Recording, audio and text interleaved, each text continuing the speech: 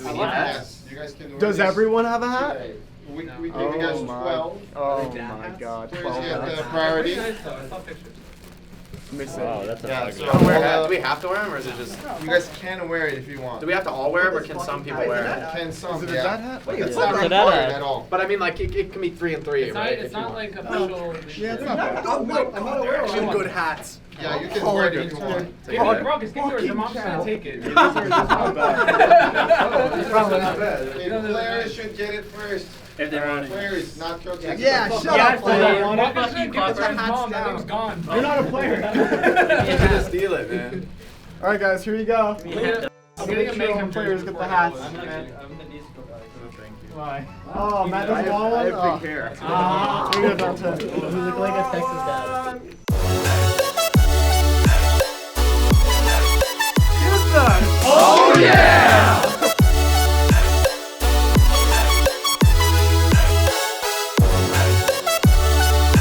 Oh my God!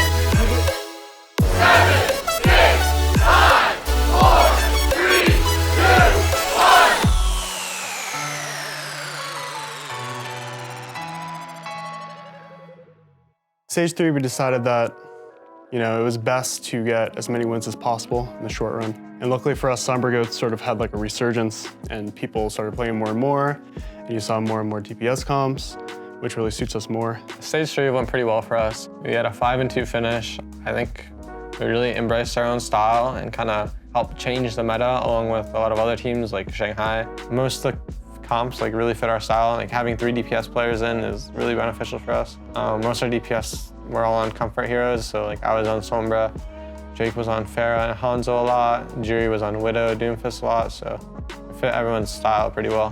When you're in stage 1 and stage 2, it is worth it to take risks and to kind of like diversify. I think it was best for us in stage 1 and 2 to kind of just experiment, see like what's gonna be the best. You know, we were struggling as well, so like who's gonna bring us wins, you know, like what different permutations of players can we bring in. But stage 3 again, like I think it really was the Somber Goats like being very successful for us that we decided that, you know, we're just gonna go big or go home with the, you know, the comp or the players that we ran.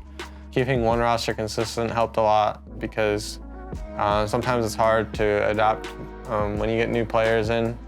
We changed our roster a lot in the past. And it made it hard for us because you only have so much practice with the people that you're playing with, and if you're changing it a lot, then it makes it hard to be consistent. Yeah, I mean, running Jake and Linkster as well as Dante, you know, opens up not only Somber Goats for us because Linkster is our Zarya player and Dante was our Somber player, but it also opens up a lot of DPS comps for us, which is another really strong suit of ours. I think it's by far really like the best thing that we can run. I think we have a lot of players who individually can make an impact on the game, but when we're in the thick of it in Goats, it kind of, you know, communication goes awry and you know, mistakes happen. We're not playing our best heroes, so. Having 3 DPS players in is you can be really unpredictable with what you want to play.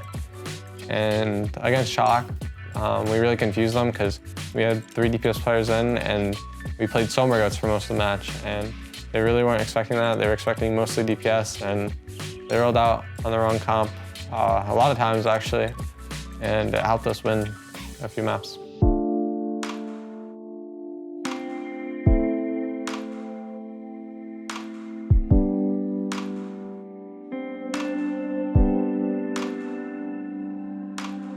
Oh, into the hole! Slime drops down 2 and equalizes the fight instantly! No, that was what we were worried about there, Hex, and that's not going to help things, Dante. Thinking about it, yep, EMP over the top just to clear it, but the damage is done. Vancouver Titans already finding all the kills. He goes down, and the Vancouver Titans are going to pick up the first map of this series. Boom was asleep, EMP down! Oh, this one's over. There it is, looking for the blade, and he does find it. 1 kill onto Linkster, going for more, gets stunned, of course, because the Brigida's in play. But the rest of it, Bumper again getting slept, but this just does not gonna matter. Vancouver Titans push right on through. Oh, Linkster finally goes down, and this could be it. 3 quick kills. The support line goes down for the Houston Outlaws, and now it's all on Jake. Jake with 3, but there's nothing there to contest it. He's gonna go down, and that is going to be it. The Vancouver Titans dominate the quarterfinals.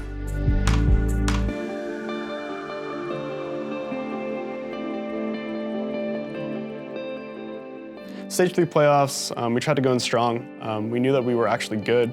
we're good against the Titans. We have like a very good matchup against them, and we've proven before that we can take them pretty close. You know, it was in stage 2, that 0-7 stage we started out by taking Vancouver, not to a game 5, but it was very close. I think we could have played better. I think we played really sloppy, but I also think they played really good, so kind of just resulted with us getting stomped. I think if we adapted better in match, we weren't really expecting the comps they brought out, or some of them at least. And yeah, we just had poor adaptation. I mean, stage 3 was obviously way better than stage 2, you know. Going 0-7 is really a once-in-a-lifetime thing, hopefully for us. So, you know, people are happier when they're winning. So, you know, we had a much happier team. Everyone was firing on all cylinders for a lot of it. Obviously hate losing, and it sucks that we lost, but it's not the end of the world because that doesn't go towards our overall season. And I think the bigger picture is getting actual playoffs, and we have to have a really good stage next stage. I think we have to go 5-2 if we want a shot at overall playoffs. That gets us in like the 6-12 range. Then we can compete in the play-ins tourney for playoffs.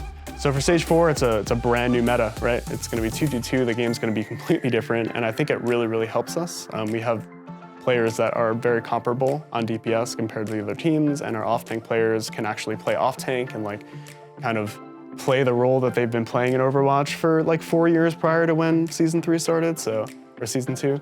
It's going to be really good for us, I think. It's exciting. I think it kind of reignites everyone's interest in the game to see the game change completely and kind of go back to what people are more used to, because when the game, you know, first came out, there was only a small time at which people played like a quad tank or like heavy tank support lineup. A lot of it was dive oriented. It was like 2-2-2, maybe like some 3-1-2, you know. So it's definitely good for us, and we're excited for it. We think we're gonna bring it back to the stage, and if not, we're gonna do our best. So.